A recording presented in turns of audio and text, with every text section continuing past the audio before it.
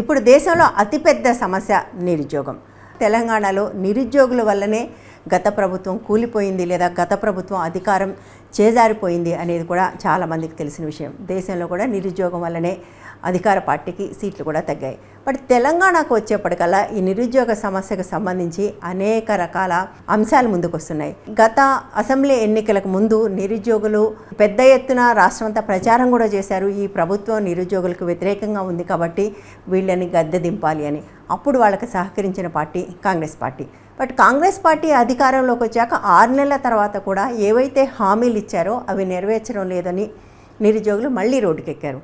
ఇప్పుడు నిరుద్యోగులని మీరు టీఆర్ఎస్ ట్రాప్లో ఉన్నారు అంటూ కాంగ్రెస్ పార్టీ విమర్శిస్తుంది. కొంతమంది నిరుద్యోగ యువకుల్ని లేదా ఈ ఉద్యమంలో ముందున్న వాళ్ళని విపరీతంగా ట్రోల్ కూడా చేస్తున్నారు.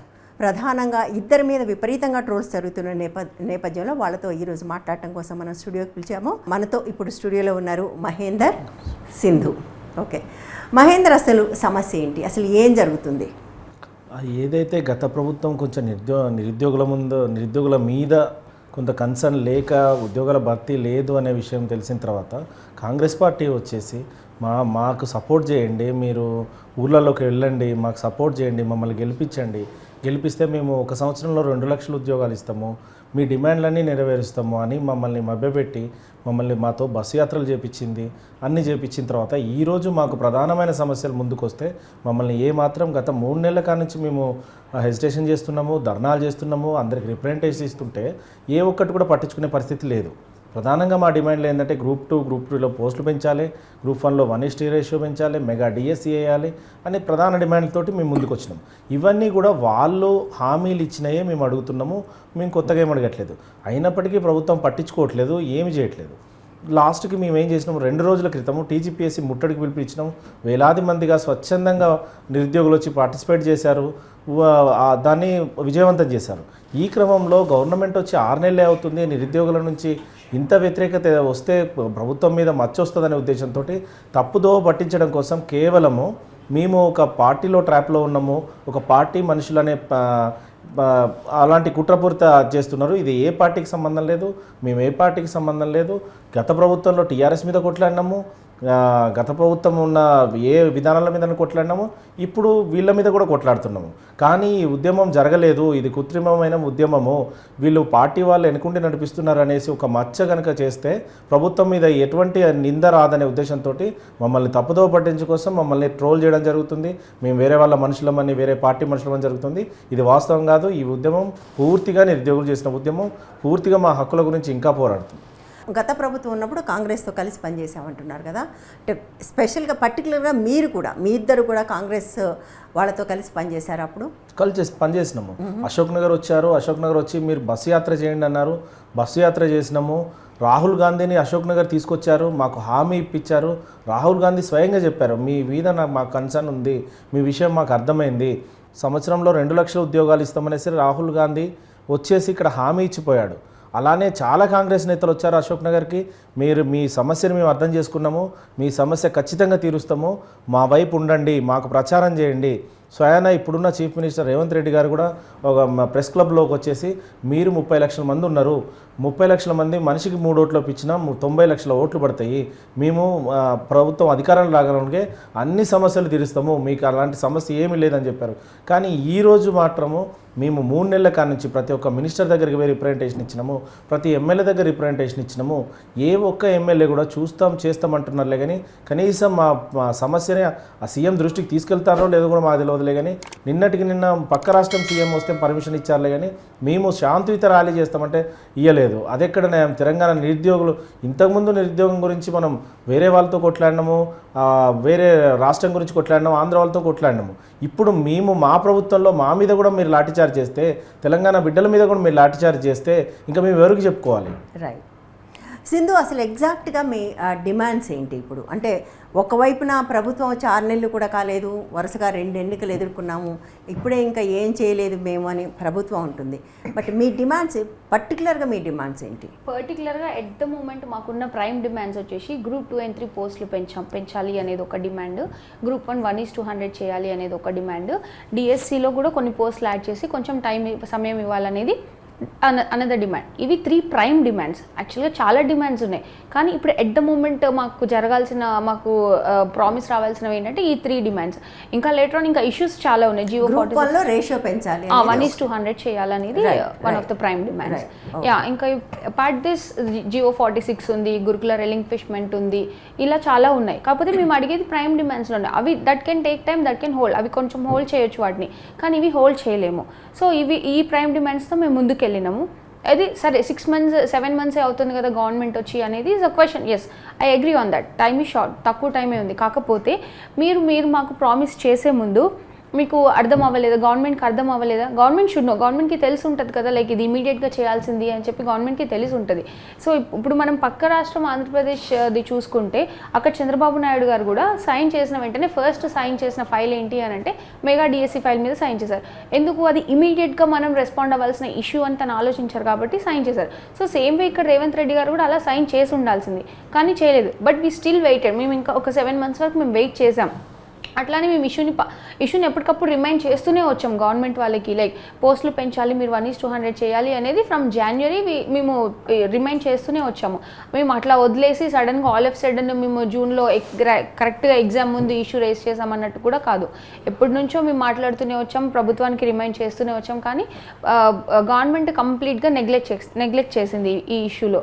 సో గవర్నమెంట్ సైడ్ నుంచి ఉన్న రిప్రజెంటేటివ్స్ కూడా వాళ్ళ పదవులు కాపాడుకోవడం కోసం వాళ్ళు ఏం చెప్తున్నారంటే ఇష్యూ సీరియస్నెస్ అనేది గవర్నమెంట్ వరకు తీసుకెళ్ళట్లేదు. ఎంతసేపు వాళ్ళ పరిధిలోనే ఇష్యూని క్లోజ్ చేయాలని ట్రై చేశారు, కానీ అది అవ్వలేదు. అది మొన్న టీజీపీఎస్సీ శాంతియుత నిరసన కానీ మేము పిలుపునిచ్చుకున్నాం, ఓన్లీ నిరుద్యోగులం. ఇచ్చుకున్న దాన్ని పోలీస్ ఫోర్స్, ఎంత హ్యూజ్ పోలీస్ ఫోర్స్ అంటే అసలు నేను చూడలేదు అంత పోలీస్ని ఎప్పుడు కూడా. అట్లా పోలీస్ ఫోర్స్ని ఎందుకు పెట్టారు? అదే పోలీస్ ఫోర్స్ని పెట్టే కాన్సన్ట్రేషన్ మా సమస్యల్ని పరిష్కరించే దాంట్లో పెట్టుంటే కరెక్ట్గా చేస్తే 1 hour టైం పడుతుంది. కానీ మీరు అట్లా చేయకుండా మీరు ఎంతసేపు అణచివేయాలని చూస్తున్నారు. ఇప్పుడు 6 months అవుతుంది, కానీ ఇప్పుడు నెక్స్ట్ ఇయర్ చేస్తాం, ఆ తర్వాత చేస్తాం అని అంటే మా ఏజ్ అనేది ఆగదు కదా. మా ఏజ్ అనేది పెరుగుతూనే ఉంటుంది, కానీ పోయిన ఏజ్ని అయితే గవర్నమెంట్ తీసుకురాలేదు కదా. అందుకని ఇది మా ప్రైమ్ డిమాండ్, రైట్ఫుల్ డిమాండ్. మీరు ముందు ఇది చేయండి అని మాట్లాడుతుంటే వాళ్ళు అసలు నెగ్లెక్ట్ చేస్తుంది గవర్నమెంట్. నాకు తెలిసి మీ ఇద్దరు ప్రిలిమ్స్లో క్వాలిఫై అయ్యారు. సో ఈ డిమాండ్ వల్ల మీ ఇద్దరికి పర్సనల్గా లాభం లేకపోగా నష్టమే, ఎందుకంటే మీ కాంపిటీషన్ పెరుగుతుంది, రైట్? బట్ స్టిల్ మీరు అయినా కూడా 1:100 చేయాలంటున్నారు, ప్రభుత్వం 1:50 ముందుకు పోతుంది, రైట్? అయితే ఈ మొత్తం వ్యవహారంలో మీ ఇద్దరి మీద స్పెసిఫిక్గా ట్రోలింగ్ జరుగుతుంది, విపరీతంగా ట్రోలింగ్ జరుగుతుంది. నేను చాలా హ్యాండిల్స్లో చూశాను, ముఖ్యంగా గవర్నమెంట్ కాంగ్రెస్ పార్టీ హ్యాండిల్స్లో. ఎందుకు మీ ఇద్దరిని టార్గెట్ చేశారు?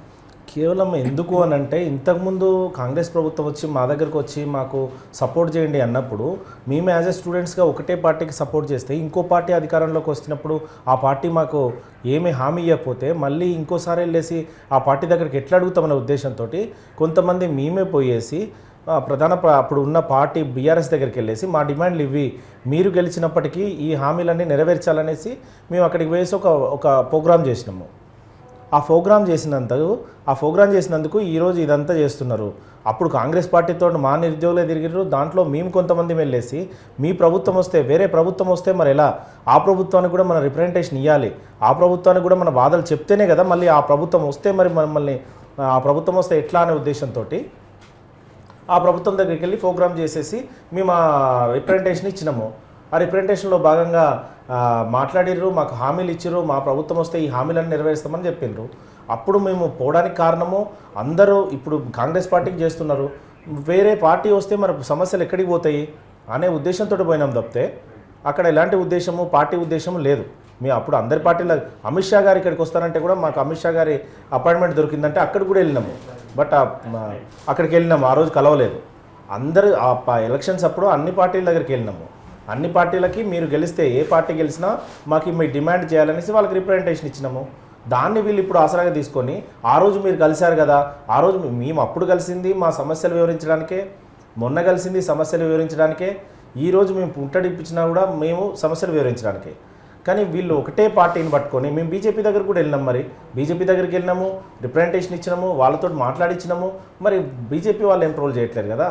కేవలం ఇది ఈ ఉద్యమము, నిన్న జరిగిన ముట్టడి కార్యక్రమము, మచ్చ ఏదైతే ప్రభుత్వం మీద నెగిటివ్ వస్తుందనే ఉద్దేశంతో ఆ ఉద్యమం కృత్రిమ ఉద్యమం అని చెప్పే ప్రయత్నంలో భాగంగా మమ్మల్ని ట్రోల్ చేస్తున్నారు తప్పితే ఇంకోటి ఏమి కాదు. అంటే స్పెసిఫిక్గా మీరు కేటీఆర్తో ఉన్న ఫోటో ఎక్కువ దాన్ని పెట్టుకొని ట్రోల్ చేస్తున్నారు కదా, అసలు మీరు కేసీఆర్తో అది యాక్చువల్గా ఊరికే కలిసినట్టు కాలేదు, ఆయనతో కూర్చుని ఉన్నారు మీరు అందరూ మెట్ల మీద చాలామంది. అసలు ఏం జరిగింది, ఎందుకు అంటే నిజానికి మీరు ఆ ప్రభుత్వం మీద ఫైట్ చేస్తున్న టైంలో వెళ్ళి ఎందుకు కూర్చోవాల్సి వచ్చింది?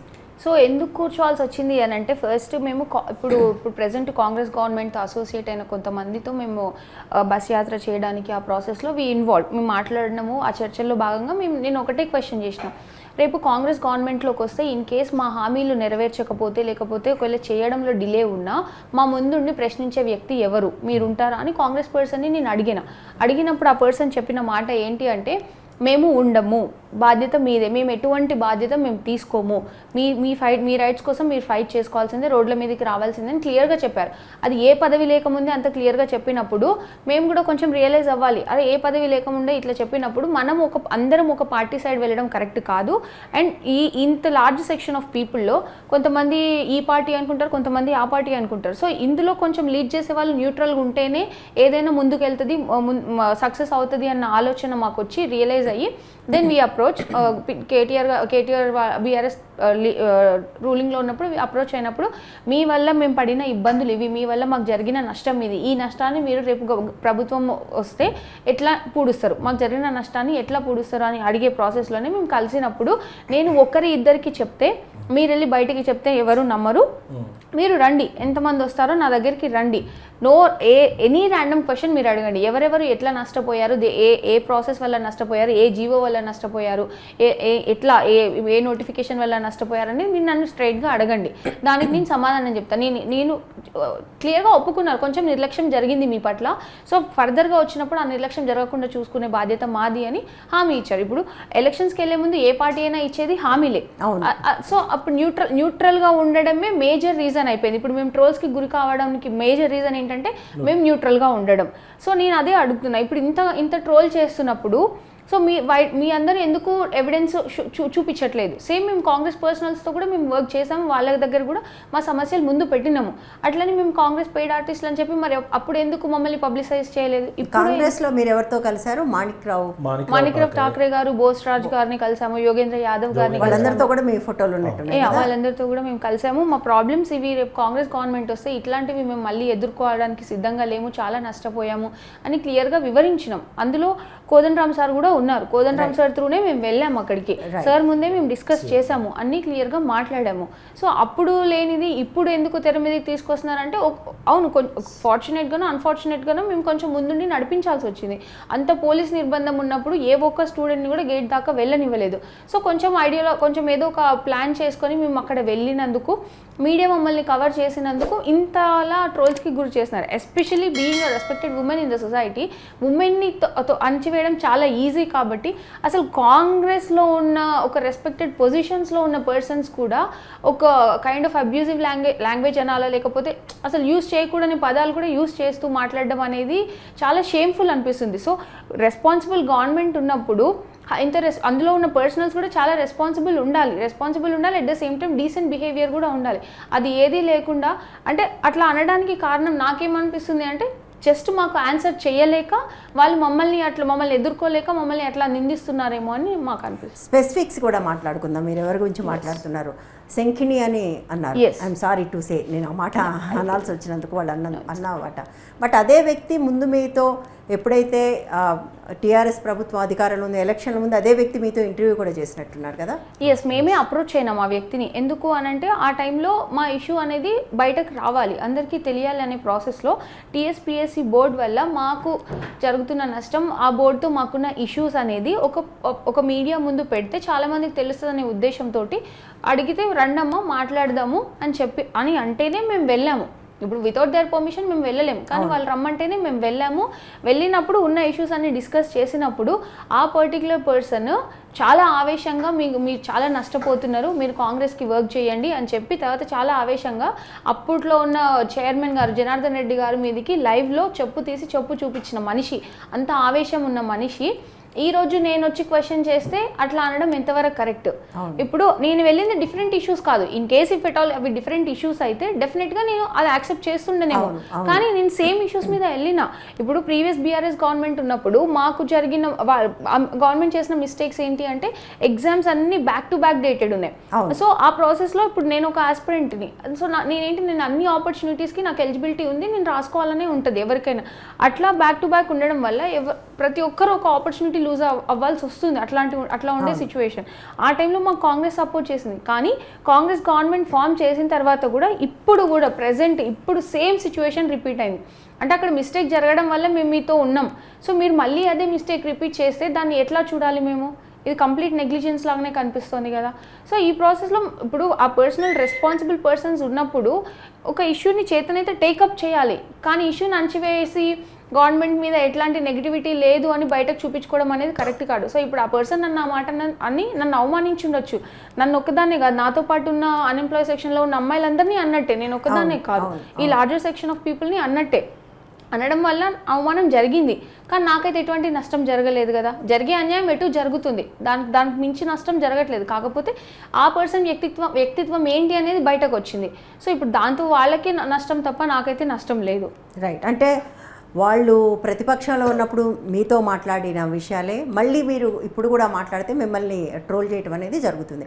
సో అసలు ఈ మొత్తం వ్యవహారం ఇప్పుడు ఇది ఒక చిక్కుముడి కింద తయారైంది. గవర్నమెంట్ ఏమో ఏదైతే నోటిఫికేషన్లు ఇచ్చిందో వాటితో ముందుకు పోతుంది, మీరు వాటిని మార్చమని అంటున్నారు.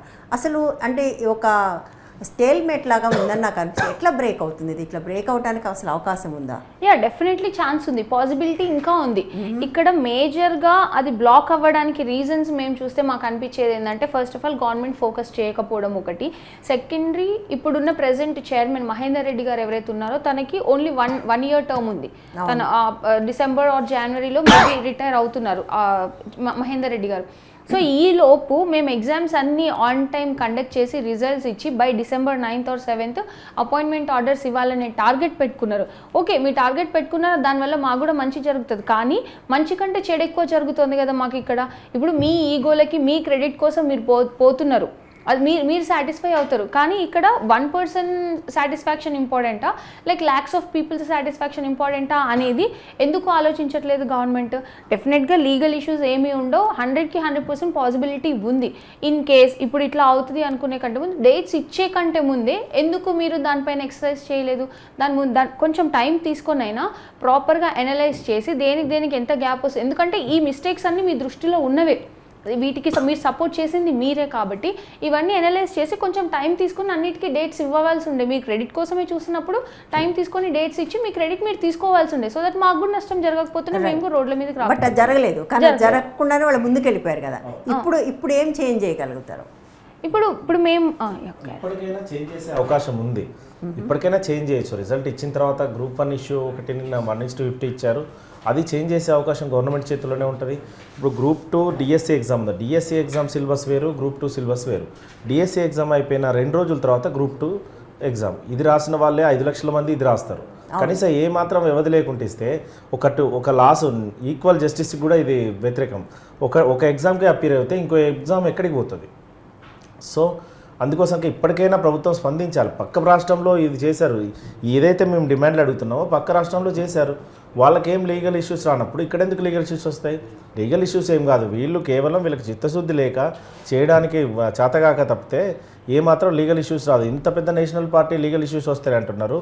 పక్కన చంద్రబాబు నాయుడు గారు చేశారు, పక్కన రాష్ట్రంలో చేశారు, 1:100 చేశారు. Group 2లో నోటిఫికేషన్ ఇచ్చి 14 పోస్టులు కలిపారు, అన్నీ చేశారు. వీళ్ళు మాత్రం దీన్ని తర్జన భర్జనగా 3 నెలల కాడ నుంచి రివ్యూలు చేసి లీగల్ సెల్తో మాట్లాడి ఇంకొకరితో మాట్లాడి కేవలం ఇది ప్రాబ్లం అవుతుంది ఆగిపోతుంది అనేసరి ఇది ఖచ్చితంగా వాస్తవం కాదు. వీళ్ళకి చేయడానికి చిత్తశుద్ధి లేక తప్పితే ఎలాంటి లీగల్ ఇష్యూస్ రావు. అసలు నిరుద్యోగుల మీద వీళ్ళు కన్సర్నే చూపెట్టట్లే. 17 సార్లు ఢిల్లీకి పోయిన సీఎం 17 నిమిషాలు మాతో మాట్లాడితే ఈ ప్రాబ్లం సాల్వ్ అయిపోతుంది, కేవలం 17 నిమిషాలు. సో బేసికల్గా వాళ్ళెవరు మీకు టైం ఇవ్వడానికి సిద్ధంగా లేరు. టైం ఇచ్చి మాట్లాడుంటే ఇది పరిష్కారం అయ్యే అవకాశం ఉండేది. ఇప్పుడు నిజానికి మీరు గత ప్రభుత్వం ఉన్నప్పుడు ఉద్యమం చేస్తున్న కాలంలో చాలామంది ఇవాళ కాంగ్రెస్ పార్టీలో లేదా ప్రభుత్వంలో పెద్ద పదవుల్లో ఉన్నవాళ్ళు మీ దగ్గరకు వచ్చారు. కోదండరామ్ సార్ మీరే చెప్పారు, రియాజ్ వచ్చారు. ఇప్పుడు వాళ్ళందరినీ మీరు అప్రోచ్ అయ్యే ప్రయత్నం చేశారా? అప్రోచ్ అయ్యే ప్రయత్నం చేస్తే ఏం జరిగింది? అందరినీ అప్రోచ్ అయ్యాము. ఇప్పుడు ఎవరెవరైతే అప్పుడు సపోర్టివ్గా ఉన్న అందరి దృష్టికి ఇవి సమస్యలని ఇప్పుడు కాదు, జనవరి నుంచి తీసుకెళ్ళడం జరిగింది. అయినా కానీ వాళ్ళు చూస్తాము అని ఆ ఇష్యూని ప్రొలాంగ్ చేస్తున్నారు. కానీ ఆ ఇష్యూకి ఒక సొల్యూషన్ తీసుకొచ్చే విధంగా మాత్రం ఎవరూ పని చేయలేదు. అట్లా పని చేయకపోగా ఇప్పుడు బల్మూర్ వెంకట్ అండ్ రియాజ్ వీళ్ళందరూ ఏం చేస్తున్నారు, ఇష్యూ సీరియస్నెస్ని కూడా చెప్పట్లేదు. ఇష్యూ పెద్ద సీరియస్గా ఏమీ లేదు, ఇది కేవలం కొంతమంది మాత్రమే ఎవరో ప్రోద్బలంతో చేస్తున్నారు తప్ప అందరి ఆస్పిరెంట్స్కి ఇది కావాలని లేదు, అందరి ఆస్పిరెంట్స్ దీనికి సిద్ధంగా లేరు అని చెప్తున్నారు. కానీ అది అవాస్తవం. ఒకవేళ అది వాళ్ళు చెప్పేది నిజమై ఉంటే మొన్న మేము టీజీపీఎస్సీకి ముట్టడికి పిలిపించినప్పుడు ఎన్ని వేల మంది స్టూడెంట్స్ వచ్చారు, దానికి కూడా ఇంటెలిజెన్స్ రిపోర్టు 500 మంది 600 మంది అని రిపోర్ట్ మీరు పాస్ చేసుకున్నారు, మీకు సాటిస్ఫాక్షన్ వచ్చింది. కానీ ఆన్ గ్రౌండ్స్ ఎంతమంది న్యూస్ ఛానల్ వాళ్ళు లేరు. ప్రతి గల్లీలో పోలీసులు ఎక్కడికక్కడ అరెస్టులు చేసిండ్రు. ఎందుకు అరెస్ట్ చేసిన తర్వాత స్టేషన్స్లో చూస్తేనే వేల మంది ఉన్నారు. మరి ఆ రిపోర్ట్ అయినా మీకు వచ్చి ఉండాలి కదా. జస్ట్ రిపోర్ట్ని మ్యానిపులేట్ చేసి మీరు సాటిస్ఫాక్షన్ తెచ్చుకుంటున్నారు తప్ప ఆ ఇష్యూకి పరిష్కారం అనేది ఎవరు చెప్పట్లేదు. నిజంగా చదువుకునే వాళ్ళు రోడ్ల మీదకి వచ్చి ఫైట్ చేయరు, ఎక్కడో కూర్చొని చదువుకుంటారు, ఇది ప్రధానంగా అంటున్నారు. నిజానికి అప్పుడు టీఆర్ఎస్ వాళ్ళు అదే మాట అన్నారు, ఇప్పుడు కాంగ్రెస్ వాళ్ళు కూడా అంటున్నారు. స్పెసిఫిక్గా ఈ మాట మళ్ళీ శంకిని అన్న, తీన్మార్ మల్లన్న కూడా అన్నారు. దీనికి ఇదే కాంగ్రెస్ ప్రభుత్వము నిరుద్యోగులు వచ్చి బయటికి రారు అన్న ప్రభుత్వము మరి అశోక్ నగర్ వచ్చి మీరు పల్లె పల్లెకి తిరగండి బస్సు యాత్రలని మీరెందుకు చెప్పించారు? మీరు నిరుద్యోగులు బయటికి రారు, మేము ప్రభుత్వం వస్తుంది, వచ్చిన తర్వాత మేము నోటిఫికేషన్ ఇస్తాం, మీకు ఉద్యోగాలు ఇస్తామని చెప్పొచ్చు కదా. మీకు అవకాశం వచ్చినప్పుడు మీరు పల్లెల్లోకి వెళ్ళండి తిరగండి అన్నారు. అప్పుడు తెలియదా మీ నిరుద్యోగులం బయటికి రావద్దని?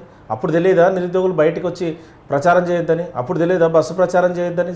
మీరు అప్పుడేమో మీ అవసరానికి మమ్మల్ని ప్రచారం చేయమంటారు, మీరు సోషల్ మీడియాలో ప్రచారం చేయండి, ఊర్లోకి వెళ్ళి ప్రచారం చేయండి అని అంటారు. ఈరోజు బయటకు వస్తేనేమో నిరుద్యోగులు బయటికి రావద్దు, మీరు చదువుకోవాలిగా అంటారు.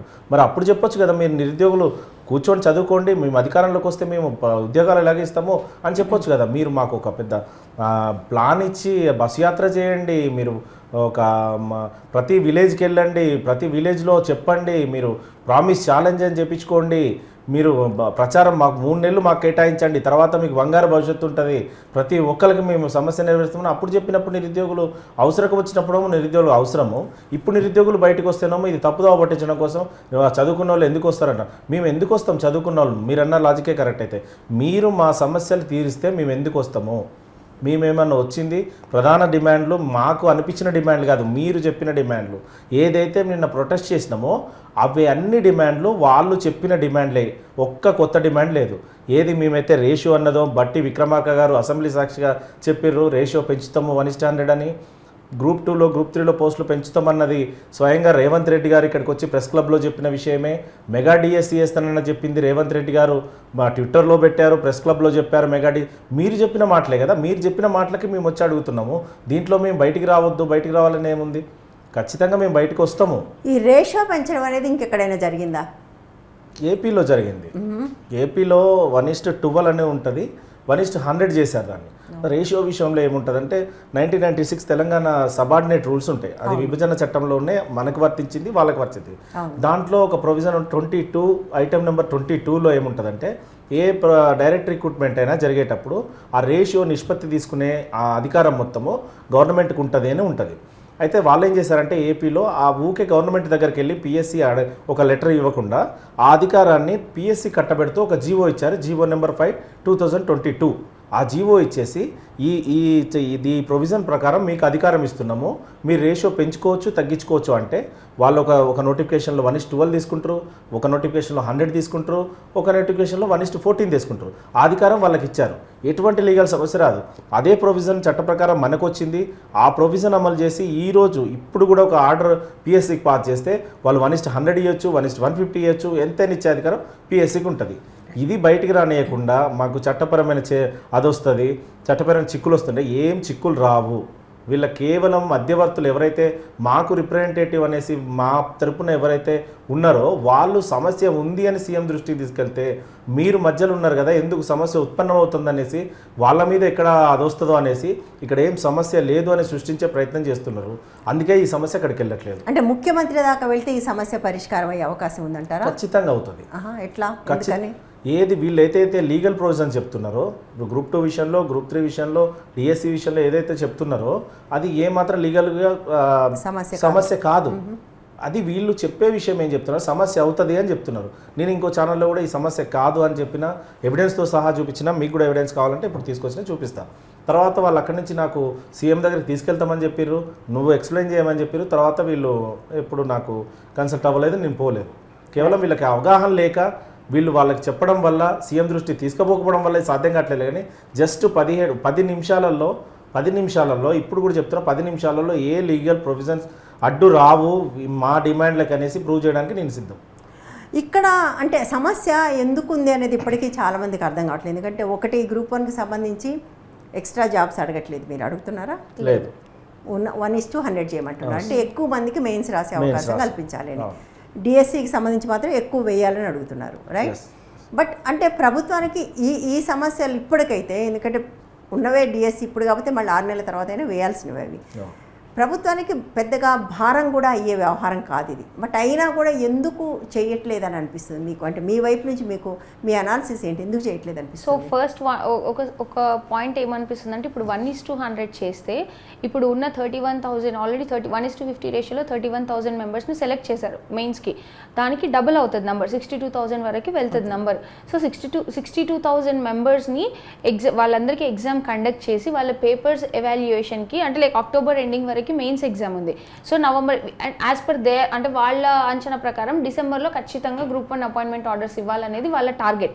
సో ఆ టార్గెట్కి ఎగ్జామ్కి మధ్యలో 1 మంత్ టైమే ఉంటుంది. ఈ 1 మంత్ టైంలో ఎవాల్యుయేషన్ ప్రాబ్లం అవుతుంది అనే రీజన్ తోటి వాళ్ళు 1:100 చేయడానికి సిద్ధపడట్లేదు. సో వాళ్ళు డిసెంబర్ లోపల అపాయింట్మెంట్స్ ఇవ్వడం కోసం ఇది చేస్తున్నారు, రైట్? అంటే వచ్చిన మొదటి సంవత్సరంలో ఏడాదిలో గ్రూప్ 1 ఎంతకాలం అయింది తెలంగాణలో గ్రూప్ 1 పరీక్ష అంటే అసలు అపాయింట్మెంట్స్ వచ్చి? నోటిఫికేషన్ వచ్చి 2013లో నోటిఫికేషన్ వచ్చింది. తర్వాత మొన్న 2020. సో తెలంగాణ వచ్చిన తర్వాత ఇంతవరకు జరగలేదు, 10 సంవత్సరాల తర్వాత వచ్చింది. బహుశా వాళ్ళ వైపు నుంచి వాళ్ళు డిసెంబర్ లోపల, అంటే వచ్చిన ఏడాదిలో మేము చేసాం, వాళ్ళు 10 ఏళ్లలో చేయండి అని చెప్పాలనే ప్రయత్నం బహుశా వాళ్ళు చేస్తున్నారు. I think this is a stalemate. ఇంకొకటి, ఇప్పుడు నిరుద్యోగులు కూడా 2 గ్రూపులు కనపడుతున్నాయి నాకు. ఒకటి జనరల్గా నిరుద్యోగులు జాక్ ఒకటి, ఇంకొకటి డిఎస్సి కోసం ఫైట్ చేస్తున్న వాళ్ళు. అంటే మీ ఇద్దరు వేరే వేరే గ్రూప్లా కలిసి పనిచేస్తున్నారు ఏంటి అసలు? అంటే ఈ రెండింటి మధ్య ఉన్న ఇష్యూ ఏంటి? యాక్చువల్గా అందరూ ఒకటే. ఇప్పుడు డిఎస్సి రాసిన వాళ్ళు డెఫినెట్గా గ్రూప్స్ కూడా రాస్తారు, కాకపోతే గ్రూప్స్ రాసే వాళ్ళందరూ డిఎస్సి రాయకపోవచ్చు, due to their eligibility criteria వల్ల రాయకపోవచ్చు. కానీ నిరుద్యోగులందరూ ఇప్పటికీ యూనిటీతోనే ఉన్నారు, యూనిటీతోనే ఫైటింగ్ చేస్తూ వచ్చాం మేము. కాకపోతే ఇక్కడ ఎగ్జామ్స్ కండక్ట్ చేసే బోర్డ్స్ కూడా డిఫరెంట్. ఓకే. సో అందుకోసం విడివిడిగా మీరు కనిపిస్తోంది మీకు, కానీ ఇంటర్నల్లీ ఎవ్రీబడి అందరం యునైటెడ్ గానే ఉన్నాము. మా ఎగ్జామ్ సంబంధించి టీజీపీఎస్సీ కాబట్టి మేము అక్కడే ముట్టడికి పిలిపించినాం. ఈ రోజు విద్యాశాఖ ఆధ్వర్యంలో డిఎస్సి జరుగుతుంది కాబట్టి ఈ రోజు డిఎస్సి అభ్యర్థులు మొత్తం ఈ రోజు విద్యాశాఖ ముట్టడి అక్కడ పెట్టుకున్నారు. అందరం కలిసే ఉన్నాము, కలిసే పోరాడుతున్నాము. దాంట్లో ఆ ఎగ్జామ్ రాసిన వాళ్ళే ఈ ఎగ్జామ్ రాస్తారు, ఈ ఎగ్జామ్ రాసిన వాళ్ళే ఆ ఎగ్జామ్ రాస్తారు. కానీ ఏది కూడా వీళ్ళు పరిష్కరించే పరిస్థితులు లేరు. రైట్. నాకు తెలిసి నేను 2009లో తెలంగాణ ఉద్యమం జరిగే రోజుల్లో కొంతమందిని పిల్లల్ని చూశాను. వాళ్ళు ఇప్పటికీ కూడా గ్రూప్ 1 కోసం ఎదురు చూస్తున్న వాళ్ళు. అంటే అప్పుడు 20లో ఉన్న వాళ్ళు ఇప్పుడు 30లోకి వచ్చారు బేసికల్గా. అంటే 15 సంవత్సరాలుగా ఉద్యోగాల కోసం వెయిట్ చేస్తున్నారు. ఎప్పుడు మనం ప్రభుత్వ ఉద్యోగాలు నోటిఫికేషన్ల గురించి మాట్లాడినా అందరూ అనే మాట ఏంటంటే, ఎంతమందికి ఎక్కడి నుంచి వస్తాయి ఉద్యోగాలు, ఈ ఉన్న 4 ఉద్యోగాల కోసం ఇంతమంది జీవితాలు ఎందుకు పాడు చేసుకుంటారు అనే ప్రశ్న వస్తుంది. దీనికి మీ ఆన్సర్ ఏంటి? ఇప్పుడు అందరికీ ప్రభుత్వం ఉద్యోగాలు కల్పించలేదు, అది చదువుకునే ప్రతి ఆస్పిరెంట్ దృష్టిలో కూడా ఉంటుంది. కానీ మేము ఇన్వెస్ట్ చేసిన టైము, ఎనర్జీ, మేము పడిన కష్టంకి ఒక సాటిస్ఫాక్షన్ అనేది ఉండదు. అవకాశం దొరకాలి, ఆపర్చునిటీ అనేది గవర్నమెంట్ ఇవ్వాలి. సో ఇక్కడ ఓన్లీ ల్యాక్ ఆఫ్ ఆపర్చునిటీ అయిపోతుంది. మీరు కంప్లీట్గా ఫుల్ఫిల్ చేస్తారనేది కూడా కాదు, ఆపర్చునిటీ ఇవ్వడం గవర్నమెంట్ రెస్పాన్సిబిలిటీ కదా. సో ఇప్పుడు అట్లా ఆపర్చునిటీ ఇచ్చినప్పుడు ప్రతి ఒక్కరికి ప్రాబిలిటీ అనేది ఉంటుంది. ఎవ్రీ ఆస్పిరెంట్కి ఇప్పుడు లెట్స్ ఏ గ్రూప్ 2 and 3 పోస్టులు పెంచారే అనుకో, కొన్ని డిస్ట్రిక్ట్స్లో కొన్ని జోన్స్లో కొంతమందికి పోస్టులు లేవు. సో అప్పుడు అందరికీ ఈక్వల్ జస్టిస్ అవుతుంది కదా, అందరికీ జాబ్ వచ్చే ప్రాబిలిటీ పెరుగుతుంది. పోస్టులు ఇంక్రీజ్ అవుతే అందరికీ జాబ్ వచ్చే ప్రాబిలిటీ పెరుగుతుంది, ఆపర్చునిటీ కూడా ఎక్కువ ఉంటుంది. కాబట్టి ఖచ్చితంగా ఈక్వల్ జస్టిస్ అనేది ఉంటుంది. ఇప్పుడు మీరు గవర్నమెంట్ ఇట్లా చేసుకుంటూ పోతే అసలు ఇక్కడ వయలేషన్ ఆఫ్ న్యాచురల్ జస్టిసే ఉంది కదా. అవును, అంటే సివిల్స్లో లాగా మీకు 2 సార్లు 3 సార్లు టెస్ట్ చేసుకుని రాకపోతే అప్పుడు వేరే దానికి వెళ్ళే అవకాశం వస్తుంది. బట్ ఇట్లా ఏళ్ల తరబడి వెయిట్ చేస్తున్న వాళ్ళు ఎంతమంది ఉన్నారు మీకు తెలిసి? అంటే ఎన్నేళ్లుగా వెయిట్ చేస్తున్న వాళ్ళు ఉన్నారు ఈ పరీక్షల కోసం? అశోక్ నగర్, దిల్సుఖ్ నగర్ ఇలాంటి ఏరియాలో మొత్తం దాదాపు 1,00,000 మంది దాకా ఉంటారు. 1,00,000 మంది విద్యార్థులు వెయిట్ చేస్తారు. అచ్చా, 1,00,000 × 3 అదే పాత కాంగ్రెస్ గవర్నమెంట్ ఓకే, అట్లా చేస్తున్నారు. వాళ్ళందరూ చాలా మంది, మొత్తం 30 లక్షల మంది ఎన్రోల్ అయి ఉన్నారు టీఎస్పీఎస్సీలో. ఓకే, ఇక్కడ హైదరాబాద్లో మాత్రమే నెంబర్ చెప్తున్నాను నేను, 1,00,000 మంది దాకా ఇంకా పై చెలుకుంటారు. వీళ్ళు కూడా ప్రభుత్వం కూడా కొంత తప్పుదోవ పట్టించే ధోరణిలో ఉంటుంది. 2 లక్షల ఉద్యోగాలు ఇస్తామని చెప్పారు. మీరు అన్నట్టు ఎగ్జాక్ట్లీ ఇంత ఉంది, ఈ టైంలో పెడతాము, ఈ టైంలో క్లోజ్ అయిపోద్ది అంటే వాళ్ళు మనల్ని ప్రూవ్ చేసుకొని మనకు ఒక ఆపర్చునిటీ వచ్చింది రాలేదు అనేసి వెళ్ళిపోవడానికి ఉంటుంది. ఈ నోటిఫికేషన్కి వ్యవధి ఉండడము, ఈ సంవత్సరాల వ్యవధి ఉండడము, ఈ నోటిఫికేషన్ వచ్చిన తర్వాత ఏదో చిక్కుముళ్ళలో కేసులు వీళ్ళ నిర్లక్ష్యం ధోరణికి ఏదో ఒకటి చిక్కుముళ్ళు పడడం వల్ల ఈ ల్యాక్ అయిపోయి కొన్ని సంవత్సరాలుగా ఇక్కడనే ఎదురు చూస్తున్నారు. ఇప్పటికైనా ప్రభుత్వం ఏం చెప్పాలంటే ఎగ్జాక్ట్ క్యాలెండర్ ఇవ్వాలి, క్యాలెండర్లో ఎటువంటి మార్పులు చేయొద్దు. ఆ క్యాలెండర్ ఇస్తే ఇగో ఈ క్యాలెండర్ ప్రకారం ఈ ఇయర్ రాస్తా, నేను నెక్స్ట్ ఇయర్ రాస్తాను, తర్వాత నేను వెళ్ళేసి ఇంకో ఏదైనా చేసుకుంటాననే ఉద్దేశం ఉంటుంది. ఇప్పటికైనా ఒక ప్రాసెస్లో పెట్టాల్సిన అవసరం ప్రభుత్వం మీద ఉంది. జాబ్ క్యాలెండరే మేజర్ ఇష్యూ. అంటే గత ప్రభుత్వం మీద వ్యతిరేకంగా మాట్లాడుతున్నప్పుడు కాంగ్రెస్ పార్టీ చెప్పింది మేము జాబ్ క్యాలెండర్ ఇస్తాను, వాళ్ళు ఐ థింక్ మేనిఫెస్టోలో కూడా పెట్టారు కదా.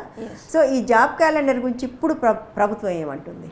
ఇప్పుడు మా ప్రైమ్ డిమాండ్స్తో ముందుకు వచ్చిన తర్వాత జాబ్ క్యాలెండర్ మీద స్పందించింది. కానీ అంతకుముందు వరకు జాబ్ క్యాలెండర్ మీద ఎటువంటి స్పందన లేదు గవర్నమెంట్ నుంచి. మాకు కూడా కావాలి జాబ్ క్యాలెండర్, వద్దని మేము అనట్లేదు, కానీ ఇంత హడావిడిగా ఇవ్వాల్సిన అవసరం కూడా లేదని మేము అంటున్నాం. ఇప్పుడు మేము ప్రైమ్ డిమాండ్స్తో జాబ్ క్యాలెండర్ ఇంకా లేదు, ఆ జాబ్ క్యాలెండర్ ఇవ్వకపోగా ఎంపీ ఎలక్షన్స్ ముందు డైరెక్ట్గా సీఎం రేవంత్ రెడ్డి గారే మీడియాని అడ్రస్ చేస్తున్నప్పుడు అడిగితే క్వశ్చన్ చేస్తే ఆల్రెడీ జాబ్ క్యాలెండర్ రిలీజ్ చేశామనే స్టేట్మెంట్ ఇచ్చారు. తర్వాత కొంతమంది మినిస్టర్స్ జాబ్ క్యాలెండర్ త్వరలో ఇస్తామని చెప్తారు. కొంతమంది ఇప్పుడు మళ్ళీ మొన్న సీఎం గారు అసెంబ్లీ సమావేశాలలో చర్చించి జాబ్ క్యాలెండర్ ఇస్తామని చెప్పారు. అసలు ఇక్కడ వీళ్ళకే క్లారిటీ లేదు. వీళ్ళు ఇచ్చిన స్టేట్మెంట్స్ ఒకసారి ఒక విధంగా ఉంటున్నాయి, ఇంకోసారి ఒక విధంగా ఉంటున్నాయి. సో దాన్ని నమ్మే పరిస్థితి లేదు. లెట్సే ఇప్పుడు ఒకవేళ జాబ్ క్యాలెండర్ ఇచ్చినా కానీ జాబ్ క్యాలెండర్ ప్రకారం ఎగ్జామ్స్ కండక్ట్ చేస్తారన్న గ్యారంటీ కూడా అసలు మేము నమ్మే పరిస్థితుల్లో లేము. ఎందుకనంటే మీరు ఇచ్చిన స్టేట్మెంట్సే కాంట్రడిక్ట్ అవుతున్నాయి ఇక్కడ. అట్లాంటప్పుడు మేము ఎట్లా నమ్ముతాం? So at the same time first మీరు ప్రైమ్ డిమాండ్స్ ఫుల్ఫిల్ చేస్తే కదా మాకు నమ్మకం వచ్చేది. ప్రైమ్ డిమాండ్స్ ఫుల్ఫిల్ చేయకముందే ఇవి అడుగుతుంటే మేము జాబ్ క్యాలెండర్ ఇస్తాము అనడం ఎంతవరకు కరెక్ట్? అది కాదు కదా మేము కోరుకునేది. ఇప్పుడు మీరు ఇవి చేయండి, జాబ్ క్యాలెండర్కి ఇంకొంచెం టైం తీసుకొని ఫుల్ ఫ్లెడ్జ్డ్గా పకడ్బందీగా జాబ్ క్యాలెండర్ ఇవ్వమని మేము అడుగుతున్నాం. కానీ లేదు మేము హడావుడిగా జాబ్ క్యాలెండర్ ఇస్తామంటే రేపొద్దున దాంతో కూడా ఇవే కష్టాలు వస్తాయి కదా మాకైనా గవర్నమెంట్కైనా. మేము నమ్మకపోవడానికి కారణం కూడా ఇప్పుడు వచ్చిన తర్వాత 1 సంవత్సరంలో 2 లక్షల ఉద్యోగాలు ఇస్తామన్నారు. ఇప్పటికి 7 నెలలు గడిచిపోయింది. ఈ ప్రభుత్వం వచ్చిన తర్వాత ఇచ్చిన ఉద్యోగాలు డిఎస్సిలో 6,000, గ్రూప్ 1లో 60 మాత్రమే. అంటే 6 నెలల్లో మీరు ఇచ్చిన జాబులు 6,060. అంటే ఇంకో 6 నెలల సమయం ఉంది. మీరు ఇచ్చిన మేనిఫెస్టో ప్రకారం మీరు ఫిల్ చేయాల్సింది 1,94,000 ఉద్యోగాలు. మీరు రాంగలోనే జాబ్ క్యాలెండర్ ఇస్తామన్నారు, ఇంతవరకు ఇవ్వలేదు. 30,000 ఉద్యోగాలు ఇచ్చినామని మీరు చెప్పుకుంటున్నారు. ఆ 30,000 ఉద్యోగాలు ఈ ప్రభుత్వం ఇచ్చింది కాదు, గత ప్రభుత్వం ఇచ్చింది. గత ప్రభుత్వం ఎగ్జామ్ పెట్టింది, గత ప్రభుత్వం రిజల్ట్ ఇచ్చింది. ఇవి ఏవి మీరు చెప్పింది నిజాలు కాదు కాబట్టి ఇప్పుడు మీరు క్యాలెండర్ ఇస్తుంటే నమ్మే పరిస్థితులు లేదు. సరే మీరు క్యాలెండర్ ఇవ్వండి, మాకు వద్దనట్లేదు. కానీ మా ప్రైమ్ డిమాండ్స్ మేము గ్రూప్ 2లో 2,000 పోస్టులు, గ్రూప్ 3లో 3,000 పోస్టులు అడుగుతున్నాము. ఈ చిన్న సమస్య కూడా మీరు 2,000 పోస్టులు, 3,000 పోస్టులు, మొత్తం 5,000 పోస్టులు మీరు యాడ్ చేయడానికి భయపడుతున్నారు. మరి 2 లక్షల ఉద్యోగాలు ఎట్లా ఫిల్ చేస్తారు? రైట్. సో ఇంకొకటి ఇప్పుడు అంటే నాకు 2 రకాల ధోరణులు కనపడుతున్నాయి. నేను గతంలో కూడా మీతో ప్రోగ్రామ్స్ చేసినప్పుడు నాకు వచ్చిన ఫీడ్బ్యాక్లో కొంతమంది ఎవరైతే హైదరాబాద్లో ఉన్నారో వీళ్ళు పరీక్షల పోస్ట్పోన్మెంట్ కోరుకుంటున్నారు. బట్ కొంతమంది ఇంకా ఇది తొందరగా అయిపోతే బాగుండు, పోస్ట్పోన్ అవ్వకుండా అనుకుంటున్న వాళ్ళు కూడా ఉన్నారు. దాన్ని ఎట్లా చూస్తున్నారు మీరు? పోస్ట్పోన్ అవ్వకుండా ఉండాలనుకునే వాళ్ళలో మెజారిటీ వాళ్ళు ఆల్రెడీ గవర్నమెంట్ ఎంప్లాయీస్. అండ్ ఇంకొక సెక్షన్ ఆఫ్ పీపుల్ ఏంటి అంటే అర్బన్ బ్యాక్గ్రౌండ్స్ నుంచి వచ్చిన వాళ్ళు మాత్రమే పోస్ట్పోన్ అవ్వకూడదు. ఇప్పుడు కండక్ట్ చేసేస్తే అది రాసేసుకొని బయట పడిపోతే, అండ్ దెన్ ఇప్పుడు అర్బన్ బ్యాక్గ్రౌండ్స్ గవర్నమెంట్ ఎంప్లాయీస్కి వాళ్ళకి ప్లాన్ బి ఉంది, కానీ రూరల్ బ్యాక్గ్రౌండ్ వాళ్ళకి ప్లాన్ బి లేదు కదా. సరే వాళ్ళని ప్రోత్సహించడానికి ఎనీ స్కిల్ డెవలప్మెంట్ ప్రోగ్రామ్స్ కానీ అట్లా కూడా గవర్నమెంట్ సైడ్ నుంచి ప్రోత్సాహం లేదు కదా. సో డెఫినెట్గా మీరు ఇక్కడ గవర్నమెంట్ అయినా కన్సిడర్ చేయాల్సింది మెజారిటీ. ఆ మెజారిటీలో రూరల్ వాళ్ళు ఎక్కువ లాస్ అవుతున్నారా, అర్బన్ వాళ్ళు ఎక్కువ లాస్ అవుతున్నారా అనేది చూడాలి కదా. ఎందుకంటే మనకు రూరల్ బ్యాక్గ్రౌండ్ నుంచి వచ్చిన వాళ్ళు ఎక్కువ ఉంటారు, వాళ్ళని మనం పైకి తీసుకురావాలని అంటే మోస్ట్లీ గవర్నమెంట్ స్కూల్స్లో చదువుకున్న సో వాళ్ళని పైకి తీసుకొచ్చినప్పుడే కదా స్టేట్ ఫార్వర్డ్ వెళ్తుంది. అట్లా ఆలోచించవచ్చు కదా. ఇప్పుడు మైనారిటీస్ పీపుల్ ఒపీనియన్ గవర్నమెంట్ ముందు పెడితే మన మెజారిటీ సెక్షన్ పీపుల్ లాస్ అవుతున్నారు కదా. సో అది కరెక్ట్ కాదు కదా. సో అసలు జనరల్గా నిరుద్యోగం గురించి మాట్లాడుకుందాం. నిరుద్యోగం ఇప్పుడు దేశంలో చాలా పెద్ద సమస్య. ఐ థింక్ ఎప్పుడు స్వతంత్రం వచ్చిన తర్వాతనే ఈ స్థాయిలో ఎక్కడ నిరుద్యోగం లేదు అని అంటున్నారు. ముఖ్యంగా ఈసారి కేంద్రంలో అధికారంలోకి వచ్చిన పార్టీకి సీట్లు దక్కడానికి కూడా ప్రధానమైన కారణం ప్రైజ్ రేస్తో పాటుగా నిరుద్యోగం అనేది. సో ఈ నిరుద్యోగం ఈ గవర్నమెంట్ ఉద్యోగాలు కాకపోతే బయట ఏం ఆపర్చునిటీస్ ఉన్నాయి? ఇప్పుడు మీరు స్కిల్ డెవలప్మెంట్ లేదంటున్నారు. మనందరికీ తెలుసు, మనం చదువుకున్న చదువుకి ఏ ఉద్యోగాలు లేవు. అంటే బయట అవసరమైన పనికి చదువుకి సంబంధం లేని ఒక పద్ధతి ఉంది. ఏముంది బయట? అంటే అసలు ఏమైనా ఆపర్చునిటీస్ ఉన్నాయా? ఎలాంటి ఆపర్చునిటీస్ ఉన్నాయి? ఆపర్చునిటీస్ ఉన్నా కానీ ఇప్పుడు సర్టెన్ డిగ్రీస్కి తగిన ఆపర్చునిటీస్ అంత ఫుల్ ఫ్లెడ్జ్డ్గా అయితే లేవు. ఇప్పుడు ఎంతసేపు ఉన్న చదివిన డిగ్రీని పక్కన పెట్టి మళ్ళీ కొత్త కోర్సెస్ నేర్చుకొని కొత్త టెక్నాలజీ ఎంత నేర్చుకున్నా కూడా 80% ఆఫ్ ది ఇంజనీరింగ్ గ్రాడ్యుయేట్స్ ఇప్పటికీ కూడా నిరుద్యోగులు. వాళ్ళందరూ గిగ్ వర్కర్స్గా పనిచేస్తున్నారు. జొమాటోలోను, స్విగ్గీలోను, లేకపోతే ర్యాపిడోలోను పనిచేస్తున్నారు. పక్క రాష్ట్రంలో తీసుకొచ్చినట్టుగా కొన్ని విధానాలు కూడా తెలంగాణ రాష్ట్రంలో తీసుకురావాలి. పక్క రాష్ట్రంలో ఏముందంటే అన్స్కిల్డ్ వాళ్ళేమో 90% స్కిల్ వాళ్ళు 60 to 70% లోకల్ వాళ్ళనే తీసుకోవాలనేది ఒక చట్టం తీసుకొచ్చింది. అలాంటి చట్టాలు ఏమైనా తీసుకొచ్చి వీళ్ళు మేనిఫెస్టోలో పెట్టినట్టు మేము స్కిల్ డెవలప్మెంట్ ఇస్తాము, మీకు లోన్ ఇచ్చేసి 10 lakhs లోన్ ఏమో ఇచ్చేసి మీకు మీ స్వచ్ఛందంగా మీరు వ్యాపారం చేసుకునే ఇస్తామనేసి చాలా మేనిఫెస్టోలో పెట్టారు. ఆ మేనిఫెస్టోని అమలు చేస్తే కొంచెమైనా వాళ్ళు సొంతంగా వ్యాపారం చేసుకోనో సొంతంగా ఏదైనా స్టార్టప్లు పెట్టుకునే అవకాశం ఉంటుంది తప్పితే కేవలం దీని మీద ఫోకస్ పెట్టిర్రు. మేము ఫైట్ చేసిన తర్వాత మళ్ళీ జాబ్ క్యాలెండర్ అంటారు తప్పితే కింద ఇంకా చాలా ఉన్నాయి. మీకు 10 లక్షల రూపాయల లోన్ ఇస్తాము, ఎడ్యుకేషన్ కార్డు ఇస్తాము, ఏటీఎం కార్డు లెక్క. మీరు ఎక్కడైనా చదువుకుంటే అక్కడికి పోయేసి ఆ కార్డు ఉపయోగించుకొని డబ్బులు కట్టుకోవచ్చు అని ఇచ్చారు. స్కిల్ డెవలప్మెంట్ ఏర్పాటు చేస్తామని చెప్పారు. ప్రతి జిల్లాలకి కాంపిటేటివ్ ఎగ్జామ్స్ చదువుకునేటోళ్ళకి ఒక బిల్డింగ్ కట్టించేసి మేము హైదరాబాద్లో గ్యాదరింగ్ కాకుండా ప్రతి జిల్లా వాళ్ళు అక్కడనే ఫ్రీ కోచింగ్ ఇస్తామని చెప్పారు. ఇవన్నీ చెప్పారు. ఇవేమీ అమలు చేయట్లేరు, ఇవేమీ అసలు ఆలోచించట్లేదు. మేము ఇప్పుడు చెప్పిన తర్వాత వాళ్ళు బయటకు వచ్చారు.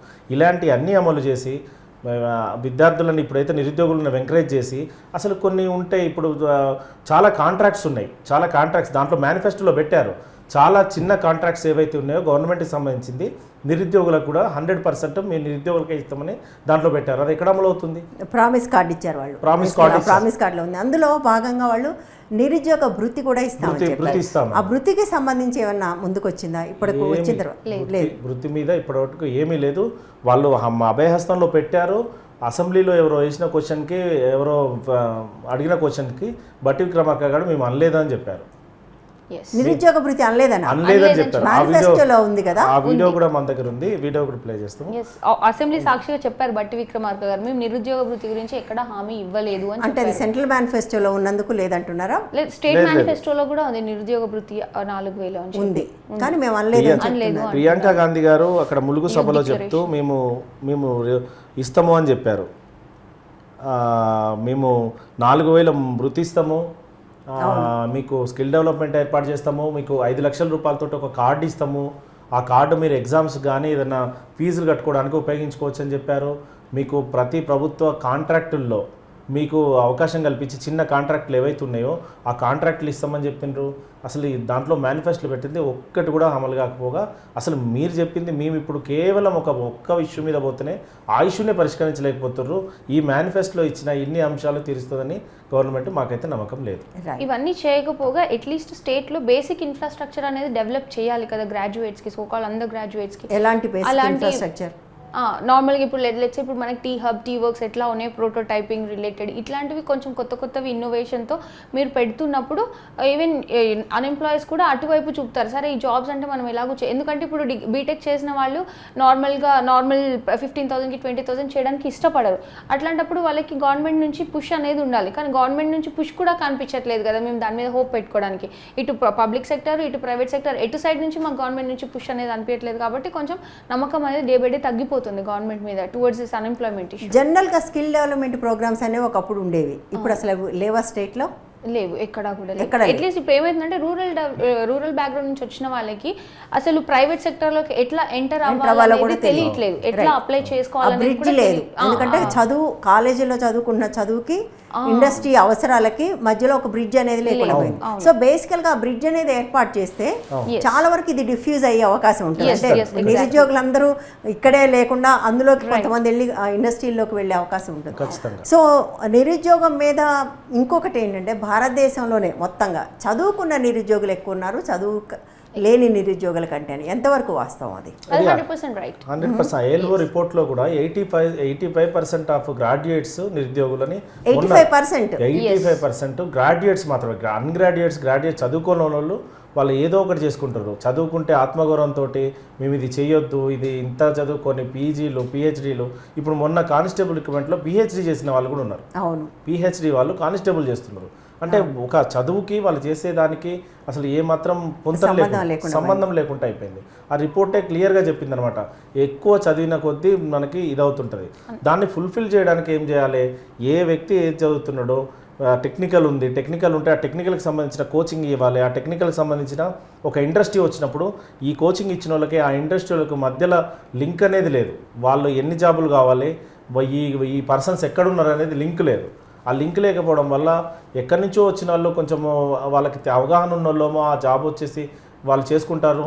తెలంగాణలో ఉన్న వాళ్ళు మాత్రం ఆ లింక్ లేకపోవడం వల్ల ఏ కంపెనీ వస్తుంది, ఆ కంపెనీకి మేము ఎలిజిబుల్ అవుతామా కాదా, మమ్మల్ని ఎవరు అక్కడ దాకా తీసుకెళ్ళగలరు, మేము ఎవరితో ఎక్కడ పోతే మేము ఎన్రోల్ అయితే మాకు మా కేటగిరీకి అక్కడ ఉద్యోగం వచ్చింది చెప్తారనేది ఏమాత్రం అలాంటి లింకే లేదు. అసలు అంత వ్యవస్థ మొత్తం అలాంటిది ఒకటి క్రియేట్ చేస్తే, నేను ఇప్పుడు బీటెక్ చేశాను, ట్రిపుల్ఈకి సంబంధించిన ఒక ఇండస్ట్రీ తెలంగాణకు వస్తే వాళ్ళ ఎన్ని జాబ్స్ అడుగుతున్నారు, ఎంతమంది ఎన్రోల్ అయి ఉన్నారు, మధ్యలో వీళ్ళకి ఒక 10 రోజులు ఒక నెల రోజులు ట్రైనింగ్ ఇస్తే దానికి ఎలిజిబుల్ అవుతారంటే గవర్నమెంటే ఇనిషియేట్ తీసుకొని ఇవ్వాలి.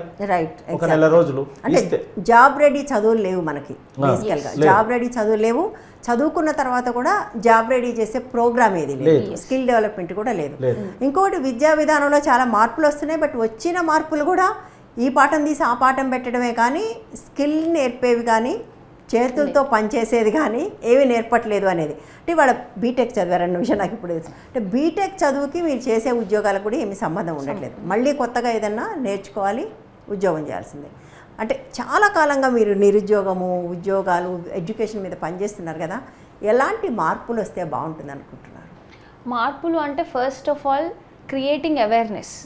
ఏం చదువుకున్నా కానీ సరే, చదువుతో సంబంధం లేని ఉద్యోగాలు చేసినా కానీ ఇప్పుడు వెస్ట్రన్ కంట్రీస్లో ఎట్లా ఉంటుంది అంటే డిగ్నిటీ ఆఫ్ లేబర్ అనేది ఉంటుంది. మన దగ్గర డిగ్నిటీ ఆఫ్ లేబర్ అనేది ఉండదు. సో అది ఫస్ట్ అండ్ ఫార్మోస్ట్ క్రైటీరియా ఉండాలి గవర్నమెంట్స్కి. డిగ్నిటీ ఆఫ్ లేబర్ అనేది ప్రజల్లో అవేర్నెస్ తీసుకొచ్చినప్పుడు ఎవరికైనా ఇప్పుడు ఈ రోజు కొంచెం తక్కువ శాలరీకి పని చేయొచ్చు ఎవరిమైనా. తర్వాత మన పిల్లలు ఇక్కడ గ్రాడ్యుయేషన్ ఇంజనీరింగ్ చదివి అక్కడికి వెళ్ళి పెట్రోల్ బంక్ లో పనిచేస్తారు కానీ ఇక్కడ పని చేయలేరు. ఎందుకంటే ఇక్కడ గౌరవం లేదు, ఆ పనికి గౌరవం లేదు కాబట్టి చేయలేకపోతున్నారు. సో అదొకటి మనం పెంపొందించాలి. ఇంకా ప్రైవేట్ సెక్టర్లోకి ఎట్లా ఎంటర్ అవ్వాలి, రూరల్ బ్యాక్గ్రౌండ్ వాళ్ళకి ఎక్కడికక్కడ. అంటే ఇప్పుడు వాళ్ళందరూ హైదరాబాద్కి వస్తేనే జాబ్లు అన్నట్లు ఉంటుంది, కానీ అలా కాకుండా డిస్ట్రిక్ట్ హెడ్ క్వార్టర్స్లో అక్కడ ఆ డిస్ట్రిక్ట్ వాళ్ళకి సంబంధించి అక్కడక్కడే అవేర్నెస్ సెంటర్స్ క్రియేట్ చేయడం, లేకపోతే అక్కడక్కడే చిన్న కంపెనీస్ తోటి సెటప్ చేయించడం, లైక్ అక్కడ వాళ్ళకి ఎంప్లాయ్మెంట్ క్రియేట్ చేసే విధంగా ఉన్నప్పుడు అందరికీ తెలుస్తుంది. ఇప్పుడు హైదరాబాద్లో ఉన్న వాళ్ళకి రూరల్ విలేజ్లో ఉన్న వాళ్ళకి చాలా గ్యాప్ ఉంటుంది, పర్సన్స్కి చాలా గ్యాప్ ఉంటుంది. వీళ్ళు హైదరాబాద్లో ఉన్న వాళ్ళని రీచ్ అవ్వడం, వీళ్ళతో కంపీట్ అవ్వడం కొంచెం టఫ్ టాస్క్ అవుతుంది. వన్స్ డిస్ట్రిక్ట్ హెడ్ క్వార్టర్స్లో మనం ఏదైనా ప్రొవైడ్ చేయగలిగితే అక్కడ నుంచి దెన్ వాళ్ళు హైదరాబాద్కి వచ్చి ఇంకా టెక్నికల్గా వాళ్ళు అప్గ్రేడ్ అవ్వడానికి ఎక్కువ స్కోప్ ఉంటుంది. కానీ ఇక్కడ ఆ స్కోప్ అనేది మిస్ అవుతుంది. ఆ స్కోప్ మిస్ అవ్వకుండా గవర్నమెంట్స్ చేయగలవు, కొంచెం పుష్ ఇచ్చి. లైక్ గవర్నమెంట్స్ అంటే ఎంటైర్లీ గవర్నమెంట్స్ కూడా చేయలేవు. కొంచెం ప్రైవేట్ సెక్టర్, ఇప్పుడు ప్రైవేట్ మల్టీనేషనల్ కంపెనీస్ ఉంటాయి, వాళ్ళతో టైఅప్ అయిపోయి గవర్నమెంట్ కొంచెం పుష్ ఇస్తే డెఫినెట్గా ఈ ప్రాబ్లం అనేది చాలా తగ్గిపోతుందని అనిపిస్తుంది. రైట్, మీరే చెప్పబోతున్నారా? 100 కోట్ల మంది ఉన్న భారతదేశం, 120 కోట్ల మంది భారతదేశంలో ఆపర్చునిటీస్ ఉన్నాయి. ఇక్కడ ప్రాబ్లం ఏమొస్తుంది అని అంటే, ఎవరైతే ఏ చదువు చదువుకుంటారో ఆ చదువుకు తగ్గ ఉద్యోగం మనకి ఎక్కడ దొరుకుతుంది, ఎవరు మనకి ఆ ఉద్యోగానికి వెళ్ళడానికి మధ్యలో ఏదైతే గ్యాప్ ఉందో, ఏదైతే టెక్నికల్ అవేర్నెస్ ఉందో దాన్ని ఎవరు ఫిల్ చేస్తారనేదే వస్తుంది. ఇప్పుడు హైదరాబాద్ వాళ్ళు ఇక్కడికి రావడానికి సాఫ్ట్వేర్ కారణం ఏంది? హైదరాబాద్కి వచ్చి నిరుద్యోగులు గ్రామీణ ప్రాంతాల నుంచి అమీర్పేట లాంటి ఏరియాలో కొంత ట్రైనింగ్ తీసుకుంటారు. ట్రైనింగ్ తీసుకున్న తర్వాతనే వాళ్ళు సాఫ్ట్వేర్కి పోతారు. అవును, సేమ్ ఇదే మెథడ్లో ఎవరైతే ఏది చదువుకుంటున్నారో వాళ్ళకంటూ ఒక ఇండస్ట్రీ పెడితే ఏదైతే స్కిల్ కావాలో వాళ్ళు కొంత ఖచ్చితంగా వాళ్ళకి కొంత ట్రైనింగ్ అవసరం. ఆ ట్రైనింగ్ ప్రతి డిపార్ట్మెంటు, ప్రతి చదువుకు సంబంధించింది గవర్నమెంట్ కనుక ఈ ఇనిషియేటివ్ తీసుకుంటే, ఆ గ్యాప్ ఫిల్ అయితే ఒక కంపెనీ వస్తుంది. ఆ కంపెనీ చేయడానికి వీళ్ళకి ఏ స్కిల్ కావాలో గవర్నమెంట్ ఇస్తుంది, గవర్నమెంట్ రిఫర్ చేస్తుంది.